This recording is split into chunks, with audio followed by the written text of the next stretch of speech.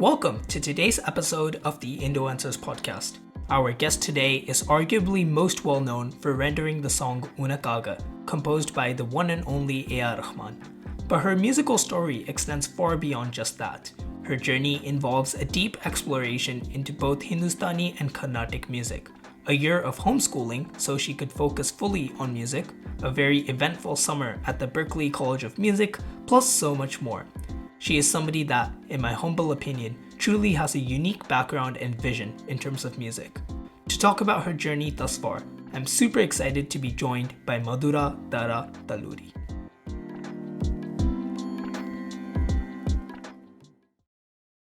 Thank you so much for coming on. Thank you. That's such a sweet introduction. Wow. So nice. No, this is you after all. It's not me, Yes, it's you. But not everybody does their research properly. So I was surprised that you got everything right. So, Nice. so I started this podcast right when COVID happened. Not because of it. I'd been thinking about it before, but kind of it just turned out that way. So every episode has been, how have you dealt with the pandemic and things like that? And I hate asking it, but I feel like I have to. It is an opening question, yeah. Yeah, and I know it had an impact on like your college life as well. So yeah, could you just talk about how the last 2 years have been for you, both in and out of music? Oh, I can't believe it's been 2 years already. But, so it started off when I was in my final year of college. I just had like a few exams to go and I've been done with college. Because I think it started in March of 2020, right? Yeah, during that lockdown, I was stuck at home, in Chennai for like a few months till I could go back home and the flight started and all. It was, well, to start off, it didn't really feel that big of a deal because I was sort of swamped with college work, even though it was like distance and I had to like give my exams online and stuff. That was a little tricky and annoying because like practical exams and all, it's better to give them in person and the theory exams and all that. But like it all passed by too quickly because they were just like busy with college stuff. But as soon as that got done, and I was also preparing for my concert in March in college. So as a final year paper, you have to give a 1 hour concert in your college. And I was supposed to give it in 2020 March. But then because of the pandemic and I was also not really well, I just chose to like give it the next year. Yeah. And then I was busy preparing for that. So even though I went back home, I was taking regular classes. And then during that time is when I started also teaching music. I think around 2020 June, I guess.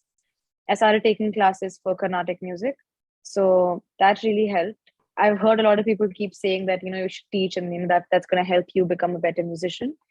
And didn't really realize what they meant until I started doing it on my own. That's a whole different conversation. I'll come back to that, how teaching really helps. But so then after my concert got done in March, I was officially done with college. But I think that 1 year was just me preparing for that concert and just, going back home and college and all of that. So didn't really think of anything else. But after I finished and I was officially done with college in March of last year, I was just like, okay, now what? So now what should I be doing? So I started Hindustani classes again. I started learning Hindustani again. I'd taken a break in the middle because of college and because I was in Chennai and stuff. And I restarted Hindustani. I continued Carnatic.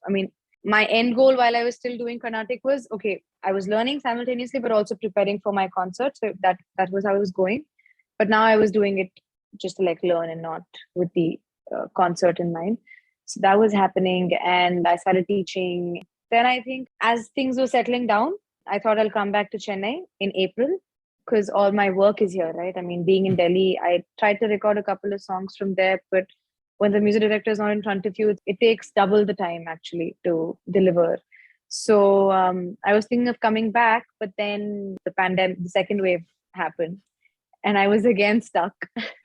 So as soon as that got done, I came to Chennai. And so I've been living on my own. I took a flat. I've been living with a couple of musicians and I started learning the piano. Oh, wow. I'm teaching myself how to produce. So musically, I think it's taken off for me after I came back to Chennai. But for that, I think I probably grew as a person because I just had to be with myself while I was at home with nothing to do. So yeah, I think that's what that's how I describe my 2 years in pandemic. Was just, yeah, busy and yet not busy, and just finding myself out. It was a weird mix of everything. But In yeah. a weird way, is being alone at home as a musician kind of a blessing in disguise, as a chance to explore, or did you not quite feel it that way? So actually, I have something to say about that also. It wasn't so much of a blessing in disguise for me. I mean, it was in certain senses because I needed to learn to be with myself. I was a very social person. And I was constantly out, whether I was in college or whether I was recording or something. So I was always outside, but I never really just stayed with myself. So that way it did help. But I took for granted how many musicians I was in touch with before the pandemic, like whether it was in a studio when I had to go, or whether it was my college, batchmates or somebody. I was constantly around musicians and, watching concerts or going for recordings or being in a music college, obviously, or around musicians. But the moment I was, suddenly devoid of musicians, because back home, I didn't really have any musician friends in Delhi. And in a way, yes, it was good because I spent time with myself. But I also realized that I could have made use of my musician friends back then, which I didn't. And suddenly I had nobody but myself. So I desperately wanted to come back to a place where I could be around musicians more, because that really helps, I think, a musician grow when you're around other people in the same field as you. So I think maybe if I were probably a little more advanced in my field, where I've already started working on my music a little bit, and I needed that me time, then it probably would have helped. But I think since I was just starting out, still exploring what I wanted, I needed those people. And I think now that I've gotten that, I find myself more inspired than I was when I was away from people. Yeah, that makes sense. I Yeah. definitely. I was wondering if that made sense. So, what I kind of like to do on the podcast is take things right back and kind of walk the steps you've walked and kind of see how your journey has panned out. So let's start from the very, very beginning. And I've heard that the moment where your parents discovered your inclination towards music was when your mom heard you sing the nursery rhyme, London Bridge is Falling Down, in tune. Would you say that's kind of your first memory of music, or was there something else? My first memory of music, has to be nursery rhymes. I used to sing them an awful lot. Was it mainly like English ones, or I don't know, that was Telugu one ones, London Bridge? No, there was one Hindi, because I was raised entirely in Gurgaon. So I had London Bridge was one, and there was one more. I think एक कौवा प्यासा था, घड़े में पानी थोड़ा थोड़ा था. Something till now, I think it's about a crow which comes and puts pebbles in a ghada, which is like a pot with very less water. So as she keeps putting pebbles in it, the water rises up, and then she's able to drink water. That's the story of the rhyme. But that was one thing which even now, I think my dad's colleagues who had gone for a trip with and sung this rhyme, they just keep saying, oh, she used to sing that rhyme. So these two rhymes have forever just been with me. But rhymes, I think, would be my first musical memory, I think. Something I noticed with a lot of the guests that I've interviewed in the past, particularly with singers, they seem to have this kind of like prodigy moment. So, I interviewed Sasha Tirupati in August, and she was talking about how like she was able to sing like complex gamakams in Lataji songs. And I was talking to Aditya Prakash, and he said he could identify ragams at the age of 4. Wow. Was this kind of your prodigy moment? Or was there something else? I mean, rhymes, sure. The fact that I was able to sing in tune and, like in beat and stuff at such an early age.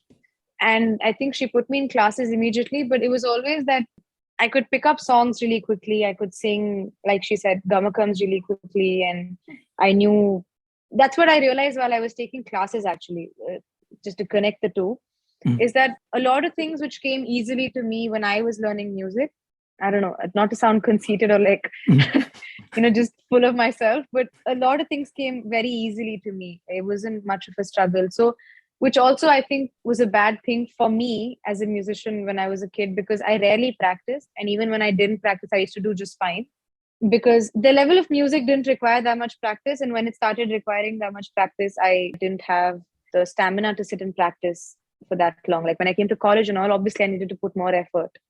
But then I was just, I always used to find ways to not do it. When I was a kid, I used to hate practice. But yeah, so I think when I notice now when I'm taking classes, things which seemed so easy to me back then, which I see like my students and stuff start like, taking a little time. So now I realize that, like a lot of things back then were easy.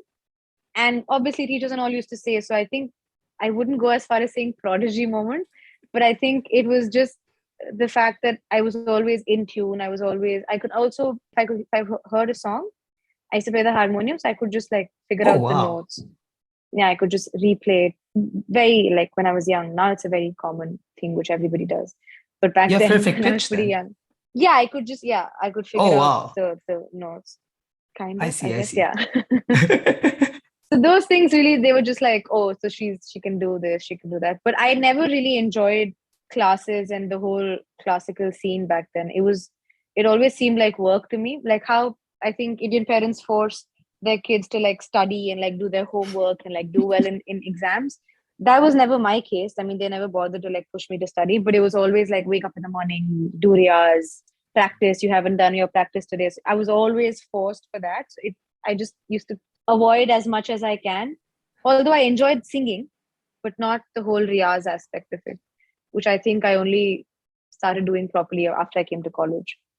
And you brought up earlier that you're from a Telugu speaking family, but you were brought up in Delhi, and so there's that little bit of kind of contrast of cultures there.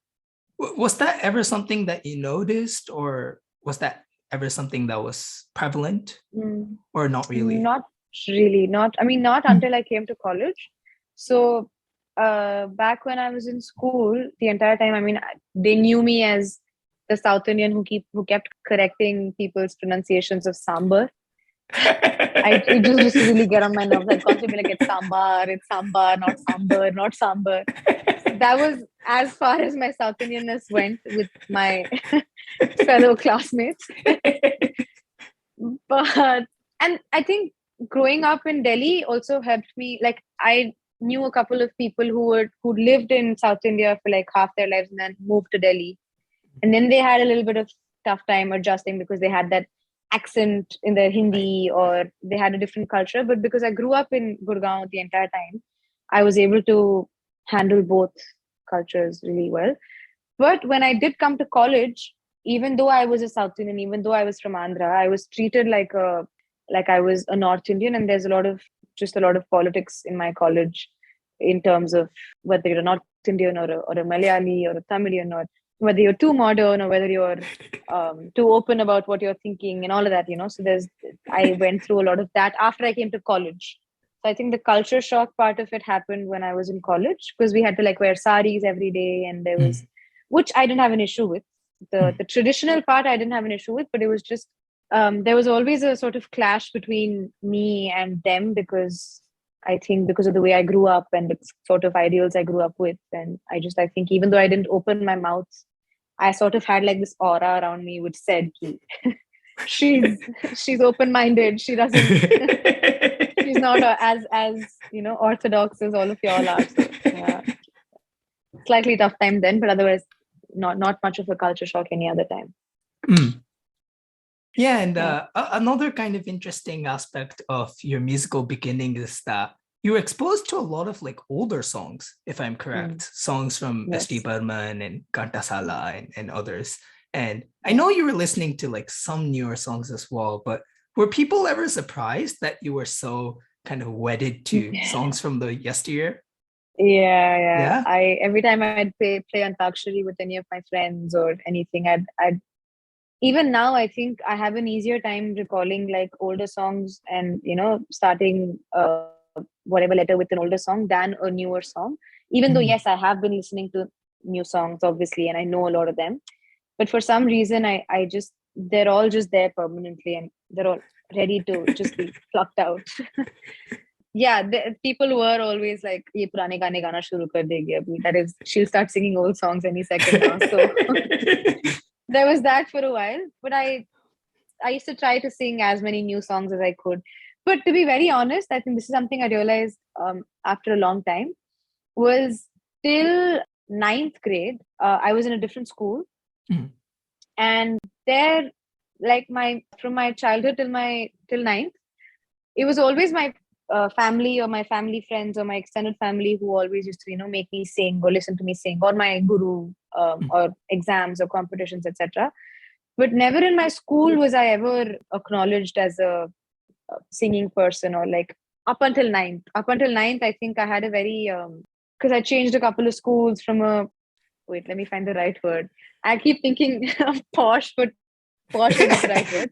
Just, I was in a DPS school, which had sort of like a mix of everybody. Like but then I shifted to another school, which was one of the best schools in Gurgaon back then, and even now it is. And I had a tough time adjusting from that background to this background, and where everybody was fluent in English and studied really well. And from CBSE to ICSE also was a big jump for me. And so I think my personality was very hazy and stuff. So, and I never really put out my singing abilities out there. So I was never recognized as a singer till my ninth grade. And then when I changed schools, and then, the new school's principal, he really liked my voice. And then he realized that I sang, and then, organized like singing events in school. And I became known as, oh, she's Madhura, the singer girl from then on. But until then, I was never much of that. So why did I tell you this? About the old songs. Yes. So the old songs clash started only after like a point in my life when I started singing out in the open to my peers. Otherwise, it was just with older people, and they didn't really mind me singing old songs. They loved it anyway. But yeah. Was it during this shift when you like discovered English songs as well? Yeah. In fact, when I came to ninth grade, I think the two songs that I'd heard were the most popular ones. I think Love Story by Taylor Swift and Baby by Justin Bieber back then. And everybody would sing that. That and what was that? Tick tock on the clock. Oh, yeah. No. Kesha, I think. Yeah. Is that? Oh gosh, yeah. That's a name I haven't heard in a while. Yeah, I can't even remember the name of the song. Me neither. So I think these three were the big songs which I heard, never knew the lyrics to, and just like probably like messed up a lot of times.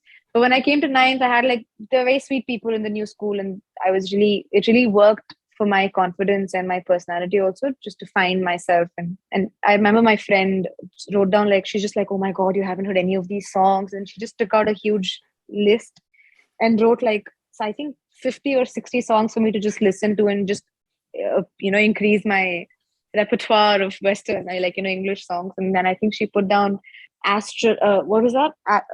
Simple Plan. Can anybody hear me? Am I talking? All those songs, just never heard of songs. But then I just sat and I took it as a challenge. I just sat down for like an entire night, heard all the songs, wrote lyrics for the ones that I liked, and that's when I started, enjoying like English music. Otherwise, till then, I wasn't exposed to that much. Yeah, and I heard, I think in an interview that you're listening to a lot of Rahman sir songs as well, and something that was interesting to me is that. So, as part of my platform, I do a lot of like song analysis, and, I'm a big music nerd, and I make like 30-minute videos about one song, but like, I heard that you kind of did the same, and you and your brother would kind of analyze songs. Yeah. So like, what would you look for, and what kind of things did you notice?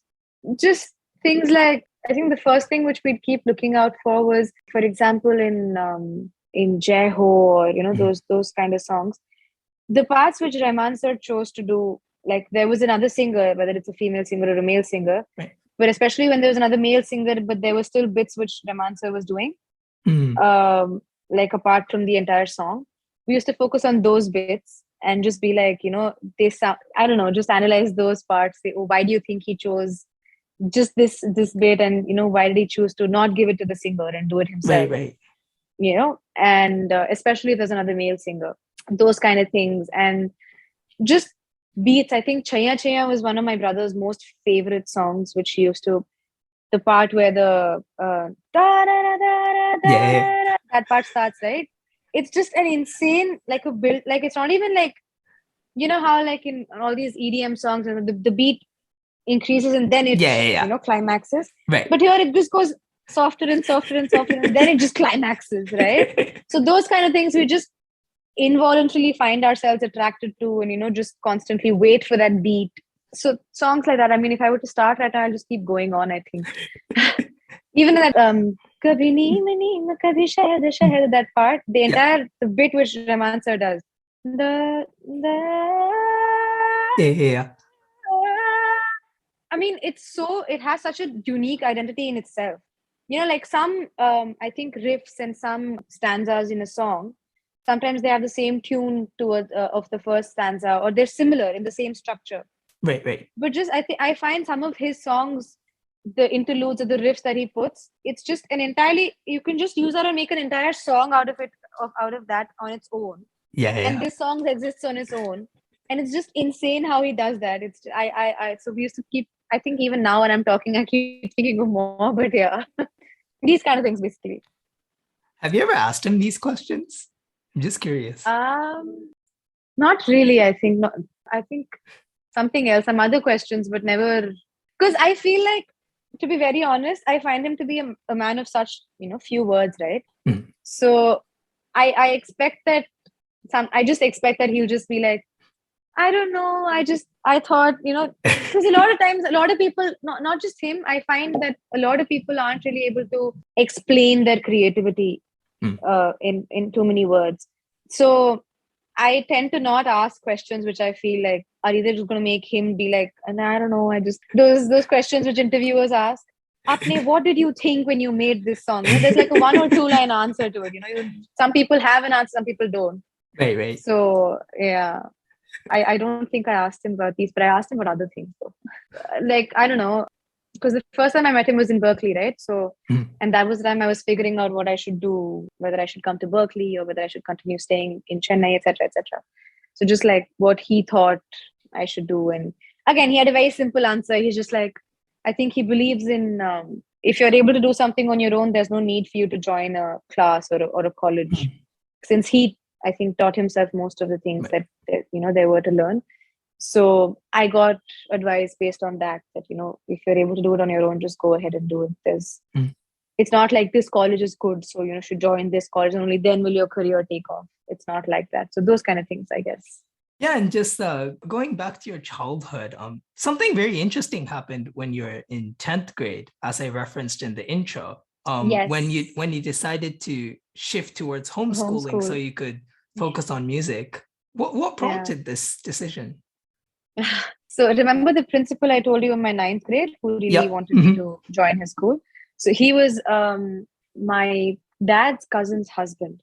So he's super into music, and he has like a lot of musician friends and stuff. So he'd actually introduced us to another girl who'd homeschooled her entire life. So she started at the age of 3 and she started going for like painting classes. She learned Mandarin, photography, languages, and just, made use of her time, and also like violin apart from just studies. And she was really good with studies also. So, and at that time he was just trying to convince us that he said, why is she wasting her time in school for like 9 hours a day when she can be at home and, spend more time with music and stuff. So that was the intention when we decided to take that year and homeschool. But unfortunately, it didn't work. So our examples were of those people who started off homeschooling at a very young age. So they weren't really exposed to the school atmosphere. But I'd been in school for like 10 years by then already. And it was hard for me to suddenly just, I don't know, like manage my time well and, give more time to music. I was probably giving 2.5 hours a day to music when I was in school, after coming back from school and stuff. But even after I was homeschooling, I'd probably give 3.5 hours max. Otherwise, it didn't come that well. And remember, I told you that I wasn't that interested in practicing back then. I Three was and a just half doing hours it is good because, for somebody who's not good at practicing. I mean, that was because I was pushed and I had to, and it was just it had to happen. Otherwise, there'd always be like fights at home. But so we started homeschooling with the intention that maybe I'll be doing like 6 hours of music, and like remaining time I'd be studying, and just like intense levels of just great discipline and management and time management. But obviously that didn't end up happening, because being as somebody who was in school for most of her life, I mean all of her life, and also as someone who's extremely extroverted and social, I needed to meet people. I needed to, and that really started coming down, and it wasn't for me basically that 1 year, although it did help my music a little bit, not as much as I hoped it would, but a little bit. And then I was just like, this is not for me. I'd like to finish my schooling properly and not do this. So then I joined school in 11th and 12th. But in retrospect, I do think that it could have been a missed opportunity. I mean, that I probably could have used it better. But I would, even now, given a choice, I'd pick school over homeschooling, because I think there are things that schools teach you, and just being around friends. And I feel that's why I feel so bad for the current generation who are just studying at home the entire time. I needed that school. I needed that time, because I've seen myself grow over the years. And if I didn't have that, I probably would have been different. And yeah, so I'd pick schooling over homeschooling. Yeah, once you finished school, you took the decision to join Kalakshetra for university. And many guests in the past that have come on this podcast have gone to music colleges like yourself, but they've opted for colleges that aren't necessarily specific to one genre of music. So like Berklee or CAM, the courses are like vocal music. It's not like Carnatic music. But your major at Kalakshetra is completely devoted to Carnatic music. So what made you opt for this like kind of specificity? Right. So when I was done with 12, I didn't really back then know about, I mean, obviously I heard about Berklee and all those colleges, but my entire exposure to music was just pop songs, English, or Hindustani and Carnatic, because my mom used to learn when she used to learn basically. So when we decided to apply to colleges for music also, apart from just like, the academic colleges, there were two options. There was Shanti Niketan in Kolkata, and that was for Hindustani, while there was Kalakshetra, and my dance teacher was from Kalakshetra. Oh. So I didn't really have the plan of applying to all of those colleges. To be very honest, when I applied to Kalakshetra also, it was a very, let's see what happens sort of a thing. Like I really didn't think, one, I'd get into it. Two, didn't know how it was going to be. I just thought, because we'd heard so much about it in the first place, and we heard that it was super tough to get into and all that. So we thought, okay, if we get into it, then we'll see. Right? And my dad really heard a lot about it. So he's like, you should totally join the college because it will help you. And at that time, we just thought it doesn't matter if it's Hindustani or Carnatic, because music is music. And whatever I learn in Carnatic will obviously eventually help me in Hindustani, and vice versa. So Western music back then wasn't even that much of a consideration for me. But once I got in, I was just like, okay, this is just meant to be. So I came, and it was a proper shift. Like I'd only done Carnatic as a hobby back then, because my mom used to learn, so I'd learned a little bit with her. But then it was a proper shift, and then I started doing Carnatic. Only when I reached Berklee in my third year was when I realized that, a music college has all of this, which is why I actually went to the summer program with the intention of applying there after I finished my fourth year, and, doing all the other things which music has to offer. Because back then, for me, music was either you were a playback singer, or you were a performer, or you were a music director. That's just the three aspects of music that I knew back then. But I think it helped that I went to Berklee and I saw all of those, all the other things that you could do with music and all the other musicians that I met. So the question was, why did I choose Carnatic and this thing, right? Yeah, I chose it because back then that was all I had in my reach. My knowledge only extended to Carnatic or Hindustani, that's all. I didn't know Mm. anything beyond that. And now that I do, I've started dabbling in the other things also. Now that I know a little bit of Western, I've done a voice therapy course, and there was a lot of Western techniques that I learned in that. So yeah, I think a few years back, the moment I came back from Berklee, I definitely regretted coming to Kalakshetra. I was just like, I should probably just applied then. What was I doing? But then seeing as how things happened, I just think that it was meant to be because I met Sir in Berklee, and then when I came back, he had an opportunity for me, and things just have been progressing from there. So I think it all happened for a reason, in a way. And yeah, Yeah. Kalakshetra obviously goes very deep into the Carnatic art form, and part of your syllabus is to learn the major languages that Carnatic songs are based on: Tamil, Sanskrit, Yeah. and Telugu, if I'm correct. Yeah. And another part of your syllabus is to kind of go around visiting temples and to study the kind of historical side of things. Yeah. And I'm curious to know. I have a little bit of exposure to Carnatic music, but I have like pretty much no like language or historical knowledge. Right. So how much Right. of a difference does learning the language or the historical context behind songs impact your singing? So language definitely does help because there's certain ways, like as a Telugu speaker, and with most of the Carnatic songs in Telugu, when I hear like a few people just butchering the words and just saying it as however it's coming to them, I feel language is important to understand the pronunciations and to understand the meaning of the song. But so I'll first cover the language part and then go to the history part. I'm sure you've heard of T.M. Krishna, right? He's a very famous Carnatic musician. Yeah.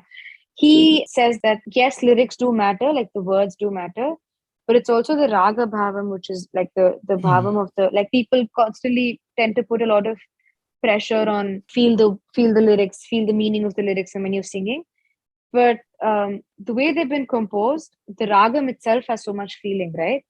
Obviously, because it's been chosen and it's been composed in this thing, that it does half the jobs. If you understand the ragam properly, that's more than enough for you to enjoy it and also give entertainment to the audience. But that being said, yes, everybody should know what their singing means. And I've made the mistake of not knowing most of the times. And I had to, like go back and I see continue what to it make means that and stuff. mistake. So Yeah.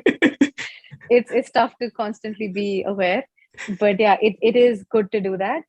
But when it comes to the history part of it, so the intention of taking us around to all those temples and making us study the history and the heritage of Indian culture and all came from obviously to educate us about the culture and where we're doing, because it's good to know what you're singing. So it's good to know in what times did Tyagaraja make his songs, or in what times did Swati Tirunal make his songs, etc. That to that extent, knowledge is good. But a lot of our knowledge in college also was sort of directed to the dancers, because they had, a lot of their items, a lot of their pieces, history, etc., was involved with the temples and the temple sculptures and the temple architecture. That was really important for them theoretically. So it was like important for us too, but more so for them. So I think most of the syllabus in that way is sort of structured around dance, because dance is sort of the primary thing.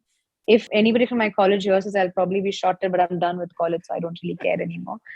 But but it is, that it is the truth that dance is sort of the primary thing there. So the temples that were taken around to, or the history that we study about, or the temple architecture that we study about, or the sculptures, it's all with relation to dance, because what mudras are the dancers making in the sculptures, what positions are they standing in, what bhavam is coming out of that. It's all dance related. But that being said, for me, history is always, I loved history, I loved ancient history, I wanted to go into archaeology, so I really did enjoy all of those.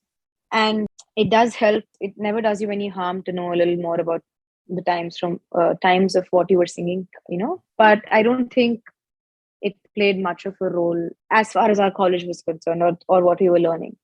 Maybe if it's somebody who's researching more into Carnatic music and into the composers and the times when they made those music, then it does help them, obviously, because they're conducting a full research. But for us, it was more like an extra subject, which was just fun in a way to some people, not all. But yeah. Yeah, and speaking of the history side of things, if I'm not mistaken, your thesis or dissertation at Kalakshetra was based on, I believe, Muthuswamy Dikshitar's like Hindustani influences. Yes. And yeah, it's an interesting topic. I've read a little bit about it. Yeah. And, how his compositions are influenced by Drupads and how there's like ragam influences. But you're the expert here. And I'd love to learn more. So could you just give us a gist of what you learned? Yeah, sure. So why I took that topic in the first place was, so there's a little background to this. Mm-hmm. I noticed that a lot of people, let's say they're like somebody who's never heard classical music before, and if you were to play Hindustani music to them, I found that they were enjoying themselves more than if a person who's never heard classical music hears Carnatic. Carnatic is more of an acquired taste, in my opinion, as in you need to grow up listening to it, or you need to have had some connection to it to be able to enjoy it. But Hindustani, I find that to not be the case, because most of the ragams and the way it's sung is just melody oriented, and it just feels nice when you're listening to it. But when you listen to Carnatic music, especially the concerts, it's not so much as melody or this thing, but more of a showcasing of your skills. So how quickly are you able to sing the sargam or the tans and the swaram and all of that? Yeah. So then when I started seeing that the kind of ragams I enjoyed in Carnatic were mostly derived from Hindustani. So, and then I went back further and I was like, oh wait, but these have all actually come from Hindustani, and this was Muthuswamy Dikshitar who brought them into. Obviously there are counterparts like Kalyani is Yaman or Shankarabharanam is Bilawal, but the way they treat it is different, right? I mean, there's Shankarabharanam in Carnatic is sung completely differently, while Bilawal in Hindustani, even though it has the same 7 notes, is sung differently. But there were a few ragams like, say, Bihag or, like Yaman Kalyan or these kind of ragams, which were from Hindustani, and they were also treated in a similar sort of way. And I found myself enjoying them just in the way that I was enjoying Hindustani. So yeah, basically Muthuswamy Dikshitar did have a lot of these influences, and he also sort of had his own system of ragams. Like we have the 72 Melakarta system right now. And back then he had different names and sort of different positionings. He had his own sort of a version of 72 Melakarta. So my thesis was based on a lot of theory, in the sense that obviously a little bit of history about how music started and about Muthuswamy Dikshitar and stuff. But it was also like analyzing each kriti. So you have various, like how in Western music you have vibratos or you have falsetto, etc., etc. Yeah. Similarly, there's ornaments in music in kritis also. Like, for example, if each line starts with the letter Sha, it's a sort of it's called something. And if it ends with an then there's like different rhyme schemes, etc., etc. So I analyzed all of that. I analyzed each ragam and I compared. So the Hindustani and Carnatic counterparts, I compared the two and how they're treated differently. So these kind of things. I think I took 5 compositions or 5 ragams, and then I did 1 composition in each. And we had to learn the compositions and sing it also. Yeah, basically. Oh, wow. That's fascinating. How unique is this to Muthuswamy Dikshitar? The kind of Hindustani influence? Obviously, other people picked it up. Right. I mean, after he brought those ragams and he sort of made them a little Carnatic, there were other composers who composed in those ragams. But it was essentially just Muthuswamy Dikshitar who traveled the entire length of India and picked up all these ragams and then brought them back to South. And I think his brother was the one who brought the violin into the Carnatic music. Till then, Carnatic music did not have the violin. So it was him who brought it. So it is pretty unique to him. He was sort of the flag bearer of Hindustani influence. Oh, wow. That's really cool.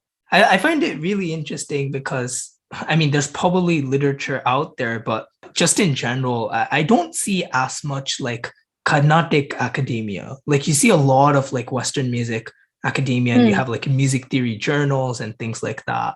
But there isn't as much, at least like not as much I know of. There's probably things out there, but just out of curiosity, like how much literature was there on the kind of topics you were exploring? So on this, not as much. So I had to, obviously there's a lot of literature on Muthuswamy Dikshitar and his compositions and analysis of his compositions, etc. But not his Hindustani influence. As in, you had to like sort of go in depth and pick those instances yourself and sort of figure out, okay, this is how. And I think about the not being much of academia in Carnatic, I think it's because there is literature out there. I mean, my other batchmates who are also doing their own dissertations on different topics, but I think it's all too contained in the sense everybody's just doing the same thing. Like everybody's researching there's Tevarams, devotional songs, so they're all researching devotional songs. I see very rare articles or papers out there about a comparison between Carnatic or something else, and just stepping out of the Carnatic gates. It's all done within, like they're all researching on Tyagaraja, they're all researching on Muthuswamy Dikshitar, they're all researching on their compositions. It's all just one nice, they've made one bubble and they're all just working. And they're beautiful, literature about all of this out there. And people have done their PhDs and stuff and, published their papers, etc. But I don't really find comparisons or maybe I haven't looked enough and I probably should. But when I was researching and I wanted to, search, didn't really find as much. But there was ample literature to learn about everything in the past. Like they've got that covered. Right. They've not missed a single moment in history. It's all there. But I think they could make things more interesting in Carnatic, but they're not really doing that.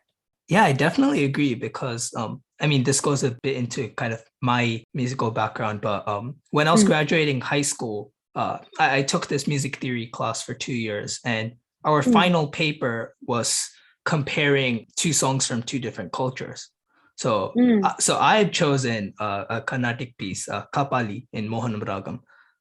And I had chosen this kind of I think it's called the Allman Brothers Band. It's kind of this old-fashioned rock kind of thing.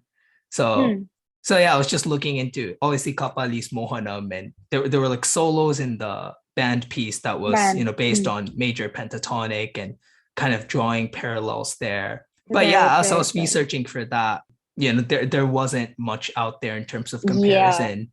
Yeah.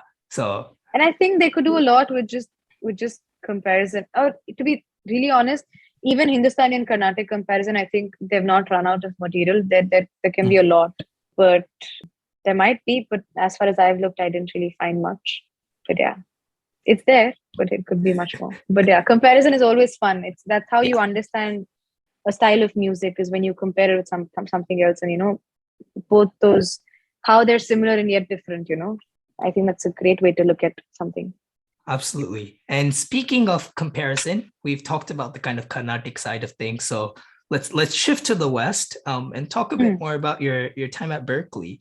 And one of my previous guests actually went to the same summer program that you did, Apurva Krishna, who's a violinist. Yeah. And she, like you, had gone there after a background fully in Indian classical. And I think for her, it was a bit more extreme. Like she was only in Carnatic music. So it was a big kind of culture shock for her. How much of a culture shock or musical culture shock, I should say, was it for you? Or was it at all?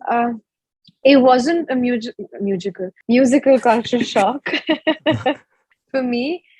Because like I said, I'd been exposed to a little bit of Western music by then. I think when I just started singing like English songs and stuff, I had that little Indianized, the gamakams, which I just end up giving to English songs anyway. And I was constantly made fun of, and I learned to get out of it. So I think I dealt with my share of, that bit of, I wouldn't call it culture shock, but just learning how to separate the two genres of music. I did that in school. And but when I went there, I sort of knew what I was going there for. Like I knew it was going to be Western and stuff. For me, it was actually a lot of fun, to be very honest, because I enjoyed trying to find similarities with my Hindustani, Carnatic, the scales, and then the ragams, the similarities there, and just learning about the whole sight reading and all of that, and even singing for that matter. I think I took R&B a little bit because I never tried R&B back then. We tried a little bit of those songs in our ensembles and stuff, and it was more fun for me then because I was learning new stuff in music. I always, you put me any sort of music, I'd be comfortable. Whether you put me, I think, in a completely different genre of music, and I'd still enjoy myself there. And obviously, it takes some time to pick things up, but I had fun. So yeah, it was more just like, oh, I want to learn this and I want to learn that. Oh, this is new. Oh, that's new. So it was just more fun for me than it was actually never a culture shock, actually. And I loved meeting the new people there. And I loved coming across people from all over the world, actually, there who'd come to that summer program. And some were pianists, some were cello players, some were singers, some were just, yeah, it was great. And well, one special person you met there was Yes. very obviously Rahman sir. Yeah. How exactly did that happen? I know his daughter was in like the same class. One of my, yeah. Yeah. So I actually, from this, when I first came, Unakaga first came out, I didn't tell people the story because I didn't want them to know like the entire details of it. But now I'm just like, now it's fine. It's been 3 years since it's out. So not much. So I was just in one of my classes. His daughter was there, Rahima. And for me, it was just, oh, she's from Chennai. I didn't know she was his daughter. Wait. And when I heard that she's from India and then she's from Chennai, I was like, oh yes, when I go back, I have a buddy from Berklee who's in Chennai, I can, hang out with and, reminisce. So that was the extent of it. And she told me that she was staying in a house, that I should come over, probably for lunch. And such. Very sweet. And I was supposed to go for like 2 weeks. We just kept hanging out, but never really went to each other's houses or something. But I think in my second week, I randomly found out that she was his daughter. Somebody just told me that, oh, she's AR Rahman. I was like, huh? Because she did tell me her name was Rahima Rahman, but I never really could, because I didn't. So for me, he exists as himself, like an independent entity. I don't think of him as a man with a family and with kids and stuff.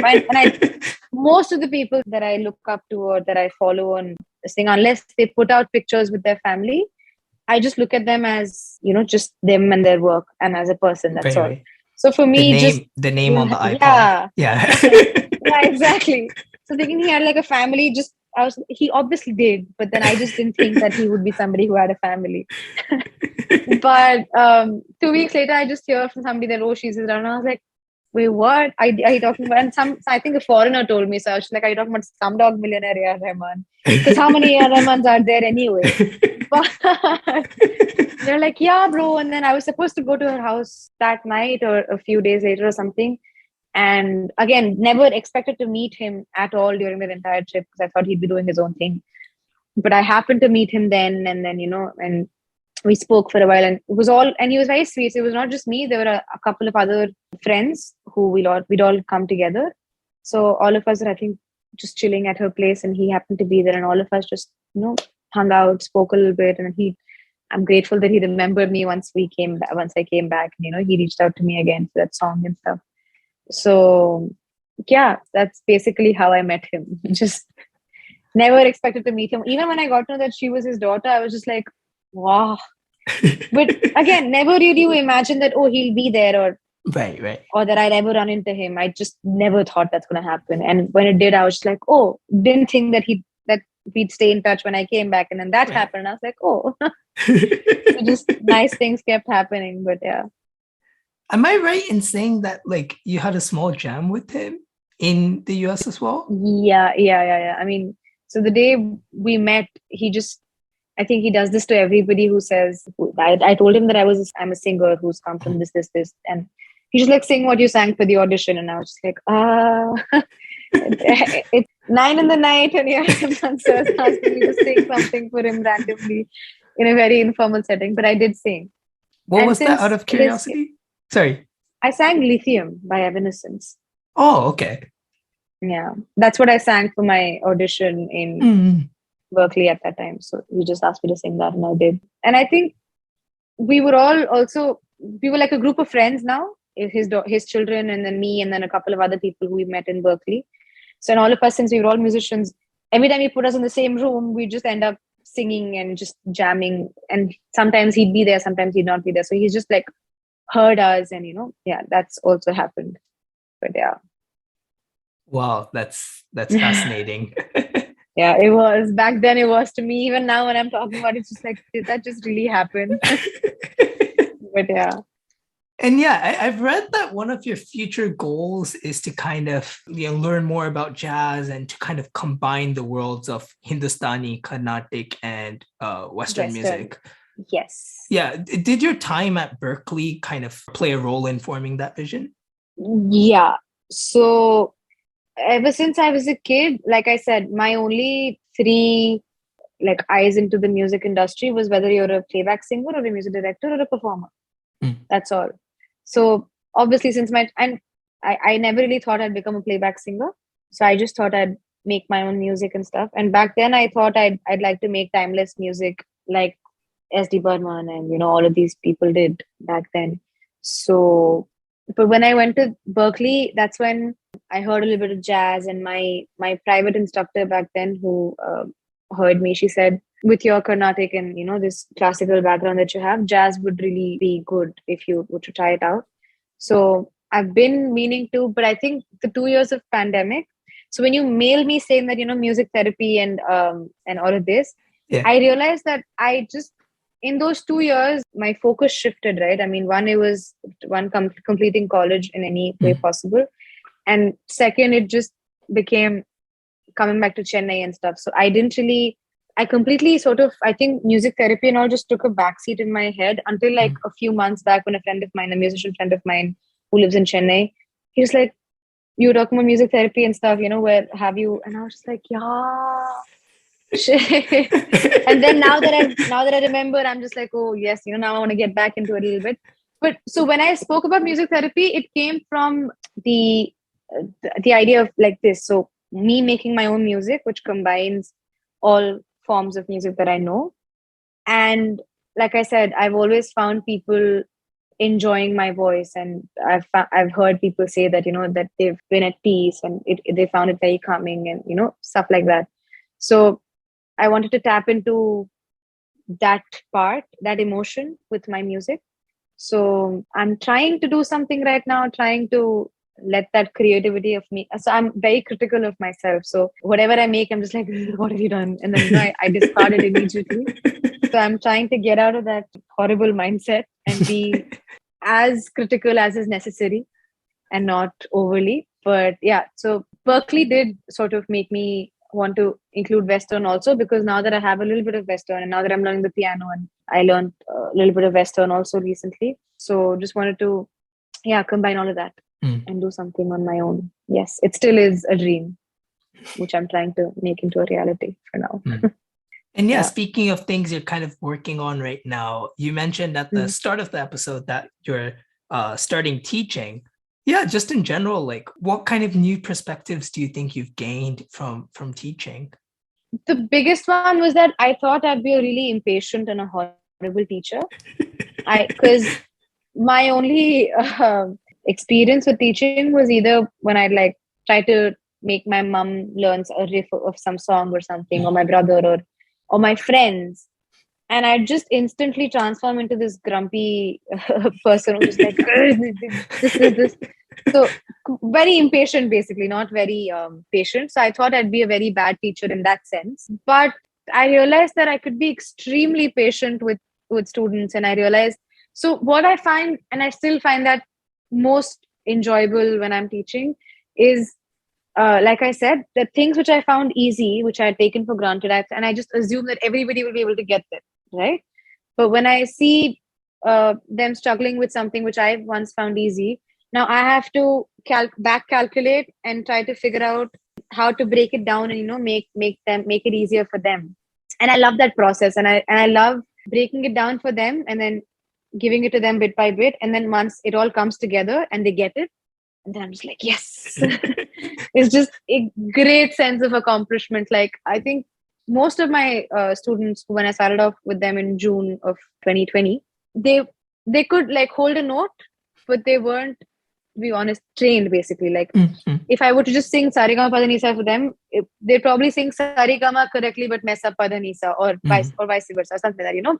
There is music somewhere, but it needs to be just taken out and Right. shaped properly. So I take a trial class before, and then I figure out, okay, this needs to be worked on. I was just talking to my mom, I think, before we had this podcast, and I was telling her she thinks I think very too little of myself, but I think I have a little confidence now, I think, which came from teaching. Like now I know that if I hear somebody, I can figure out, okay, that this is where they need to work on, or this is something they need help on, or this is something they're good at. That's something which I never thought I'd be given myself credit for, to be honest, that that's something as a musician that I'm capable of. When I think now every musician can do that, to be very honest. Anybody who's practiced knows where they are, but so teaching sort of gave me confidence in a way that, Madhura, you're not as bad as you think you are. You do know something, which is why you're able to teach these people. So just, stop being so mean to yourself. So that's something which teaching, I think, really helped me with. I mean, from our eyes, like, everything. So No, I really don't. But I know a little bit, which I'm trying to accept now, that, okay, there is some things which you know, and obviously a lot of things which you don't know. You're not as much of a dud as you think you are. But yeah. No, I think the more you know, the more you realize you don't know. So I think in a way, the most knowledgeable people end up saying they know nothing. Like Rahman sir often says like he knows very little, but like he knows everything. Like, come on. He knows a lot. But I think, that's where it comes from. When you know this much, you also know that there's this much that you don't know. Yeah. So that's part of your knowledge. And that's why you're like, listen, I don't know this much, but this is not enough. But to others, it just looks like, oh my God, you know this much already. But I don't think that's where I come from. I think I come from came from rather, not now, not anymore. But at one point, I wasn't trusting of what I knew and what I didn't know. It was not that I knew this much and that I had to know a lot more. It was just that I never believed that I knew anything. Do you understand the difference? That to sort of think less of myself, basically. That you couldn't, but actually I knew it. But then in my head, just be like, you can't know that. It's fine. Don't overwork your head. Or just be basically a very mean person to myself for the longest part of my life. I'm learning to get out of that, but yeah. And with the music that you teach, what kind of age group generally are your students? I have working women. I think in their 30s, and I have, I think, somebody in their, no, I think everybody's in their 30s. And I have 3 kids, 2 siblings and one very cutie kid. He's actually 10 years old, but he's very good. He's very, very talented. I mean, at that age, I don't think it's easy to hold a note that well, but he's very good. And the other 2 kids that I started teaching, they had no background in music, and it was very hard for them to sing sa. Like they'd sing sa, pa, sa, la, sa, they could sing, and pa a little bit, but sa would be tough. Just the identity of each note, to get that clear and stuff. But now they sing really well, and I feel great knowing that they do. How different is it teaching kids versus teaching adults? Like, do you change your approach in any way? With the really young boy, yes, I do, because he tends to, and kids that age tend to lose patience really quickly. Yeah. So when I'm teaching an adult, it's obviously an hour of a class, and I expect them to come with this practiced, and it's obviously different with them. But with him, I can't be too strict with him, because that might make him hate me or the music or the class, and that's a very tricky way to maneuver. So you have to not exhaust him, but also make it fun at the same time, and make it challenging for him, because he likes proving himself. So just figuring it out. But but I don't generally go for kids. One, because it takes, I think, double the effort of what it would take with older people, and for that I'd have to be fully into teaching, and full-time teaching for me to do that. But right now, since I have so much of my own, which I do, like my own practice and my own music, that's sort of a commitment I don't give. But because he's so good, he picks up really well, and I enjoy it. But he's the only kid. Otherwise, the other two kids that I have, I think they're 12 and 10, or probably 14 or 13 and whatever. It's sort of older. But there I have a help from the elder sibling. She's older to the younger one. So because I take their classes together, the older one's extremely mature and very smart, and she's very good with learning. Obviously, they do have those little lazy things which kids do, like they forget that they had to send me a recording or those things which older people don't. Right. They're very good with managing this thing. But she helps me out with teaching her sister. So whenever there's a language barrier, or if she's not getting what I'm saying, then she sort of helps me out. So there I don't really see that I have to change my teaching tactics, because they're very good students. I mean, now that I'm talking about it also, I keep thinking, wow, they're really good. They're not like other kids their age. Because I had another kid of, I think, their younger age, but I don't take her class anymore. She had a really tough time because I think she was also being pushed into class by her parents, and she didn't want to practice, and it's online, and it's not understanding what I'm saying. So those kind of things, just if it's in person, it's a different feel altogether. But when it's online, it's a different feel. So that is the reason I don't generally go for younger kids. But the older ones, I think they're very, and the ones who come are the ones who take out time from their busy schedules, right? So they know not to take it for granted, and they do well. They tell me that I have not practiced this, and so it's a very peaceful class taking experience for me. I've heard horror stories from other people, but thankfully that I have not had a single one of them. That's true. I've got all nice people. That's great. So yeah, we've spoken for a while, and I kind of want to start to wrap up. So yeah, just in general, we've spoken a lot about kind of plans that you have and things that you're looking towards, but in the immediate future, what can we expect from you? What are you thinking of doing? In the immediate future, there is obviously going to be like playback stuff happening on the side. There's actually a very new project I'm working with, which is what the rehearsal for today was. It's a sort of a Tamil pop song, but it has like its own music video where there's like a proper dance routine and stuff. So I'm dancing, kind of sort of acting as the singer in the video, and also singing that song. I see. So that's going to be a first time thing for me. So that is something which you can expect in like a sort of physical, I think, near time future. But otherwise, I think what I'm doing right now is trying to be a more consistent musician, in the sense, like I have all these followers on Instagram, but I barely put out stuff. And I think the pandemic played a role, because I just shut down to such an extent that I stopped putting out content, and I stopped sharing stuff. So I want to like put out more covers and just engage more with people, and not become one of those she's had a song at some time and now she's just there sort of a person, which is not the case. And also, like I said, I think what you can expect from me abhi is just probably covers and just songs which might come out. But in a few months time, I'm trying to push myself to come up with a song. I think I might write my own music and produce a song. So I'm learning production and stuff right now for that, and piano also just for that. Right. So yeah, that might come out in a few months' time. But yeah, that's something which I'm trying to make myself do. And speaking of making music, this was something you mentioned earlier on in the recording as well. But you've talked about this kind of childhood dream of making timeless music. And in the current kind of musical landscape, there's so much content out there. Everything's very kind of short form. Things kind of just come and go. Do you also think like it's real music, just like 30 seconds tracks, and do you think that makes it any more difficult to make music that stands the test of time? Actually, I'd like to, when I think the Madhura which said timeless music was what, 5 years back, 6 years back. I don't really think the goal should be to make timeless music. Like recently I was talking to another friend of mine, and I was telling them how somebody's goal should not be in music, especially, that I want to be famous, or I want to be a famous playback singer. It should be that I want to, like, this is something that I like doing and I wish I can do that. Because the moment you say famous, or the moment you say timeless, there are a lot of other factors playing into it, which is not in your hand. And that's not something which you can hope for. So what you can hope for is making music which somebody likes.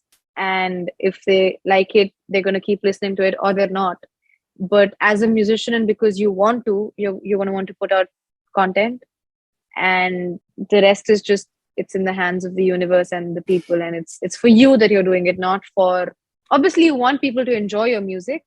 But I think those kind of expectations, not that they're unrealistic, it's always nice to have high hopes and high dreams and, aim big. But aiming big would be like, for me, being able to write my song and make sort of music which I want to make.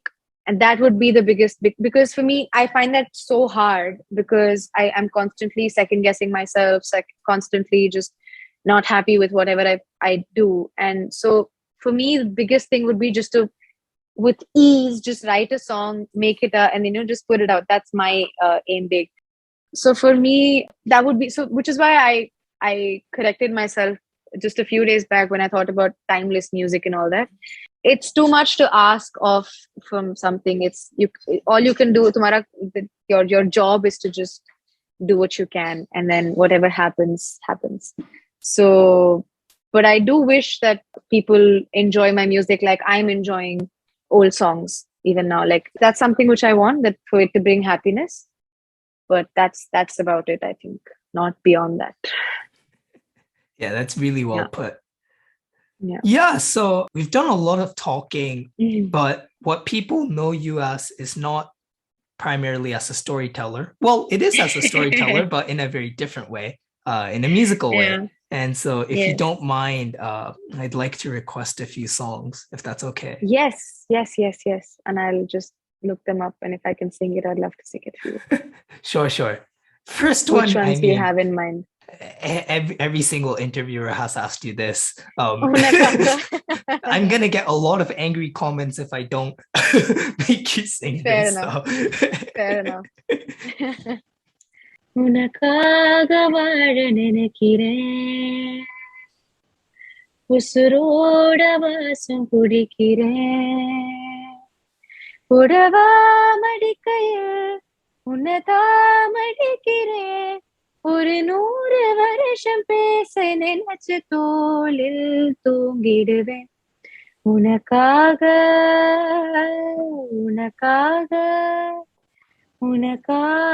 வாழ நினைக்கிறேன் உசுரோட வாசம் பிடிக்கிறேன்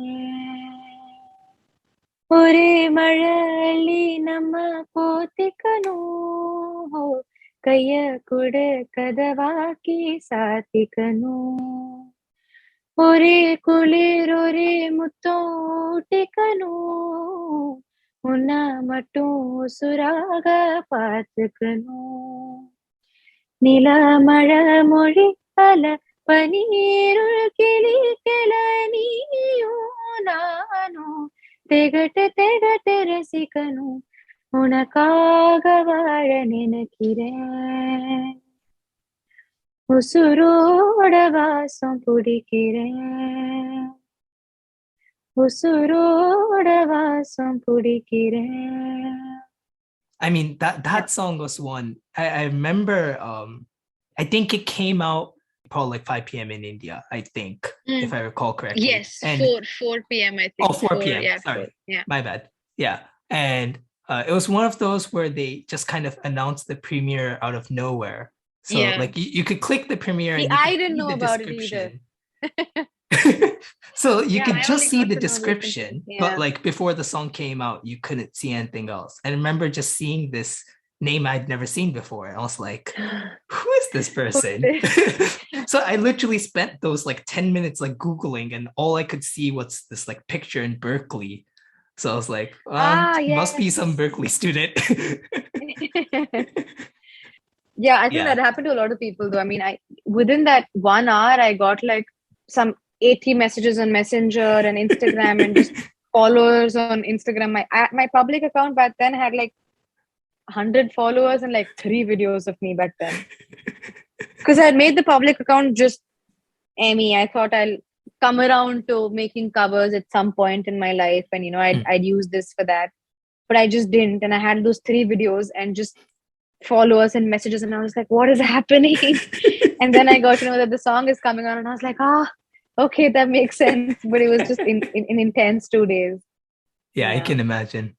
It's Yeah, great, so though. that, if you don't mind, Yeah. obviously you're a wonderful Carnatic vocalist as well. So I've taken a break for like so long now. I'd gone for a vacation to Goa like from right. 15 to yesterday, I think. And I've just been out of it till now. So, okay. Yeah,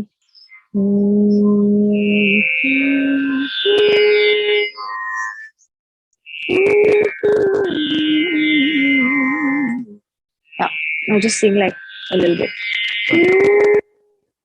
Sarasi jana bhama pahi sarasi jana bhama pahi sakala muni sannuta charita varasya nandura puradisha Vyasadi muni sannuta charanasa nipani parisani pasani pamani pama pamari sari gama gama pat sani pani parisani pasani pamani pama pamari sari gama gama padani sa pani ma pagama pamari zani zani re zama gama pani ma pa ni pamari sa Pamarisa,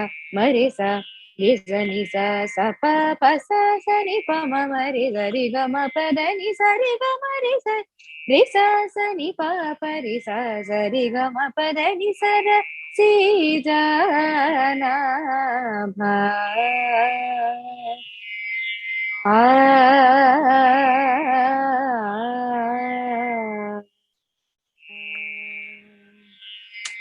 That's just the Pallavi part of Anate Varnam.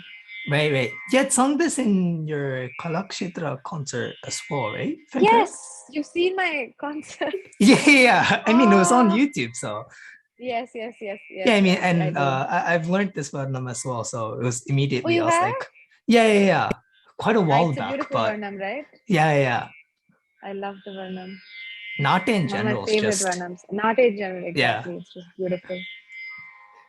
Yeah, just the final question. This is a question I ask to every guest. It's nothing special, but it's just kind of tradition here. Final question. What's on your playlist right now?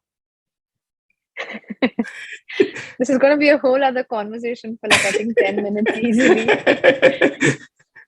I've just been obsessed with K-pop and just Korean like ballads and just a lot of that recently.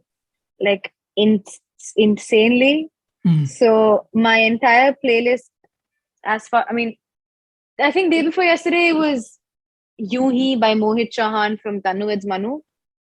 But it's this song called Keh dena yun hi kitne dafe dil ne kaha dekhi suni kitne dafe.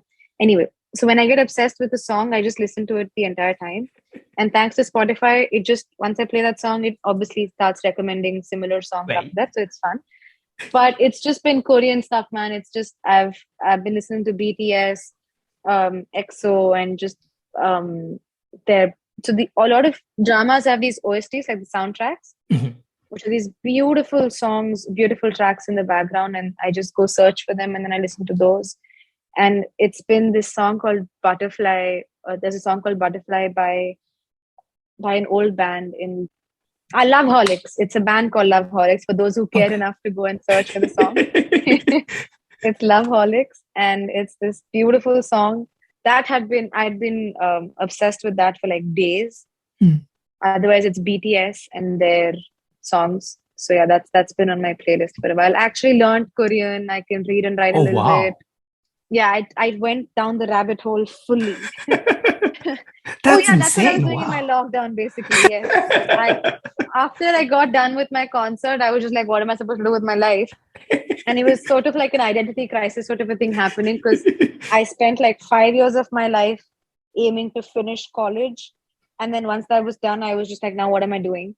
And then I had nothing to like list properly. So I was just, and then I fell down this Korean thingy. And then I wanted to, because I found that the subtitles were sort of sometimes not the same as what, and as it always is the case, sometimes, Right. the feeling is not always captured when you translate it. And I found like boards and all in the background, which I want to read. It's just this weird thing that I had. I was just like, I want to learn it now. So I took a course online to read and write. Not as good yet, but I can manage a little bit. I need more speaking practice to understand the songs also. I love the lyrics which BTS and all have come up with. Just beautiful lyrics, beautiful songs, beautiful tracks, and just the way it all progresses. It's just, if anybody has not heard K-pop and if they think it's just something everybody's popular and it's overdone, it's not. There's some really good music in K-pop. You all should probably just message me on Instagram and I'll suggest stuff.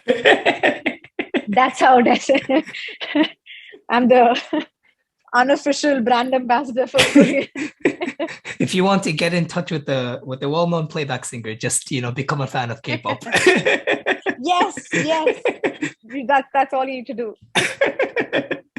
Yeah. So in terms of the episode, I guess we'll wrap it up there. Thank you so much for your time. Thank you your so busy much. schedule. Thank you to the listeners as well for tuning in. Make sure to go and check out Madhura's music and her social media. I'll leave all of the relevant links in the description. So yeah, thank you so much once again. Thank you all. Thank you for listening.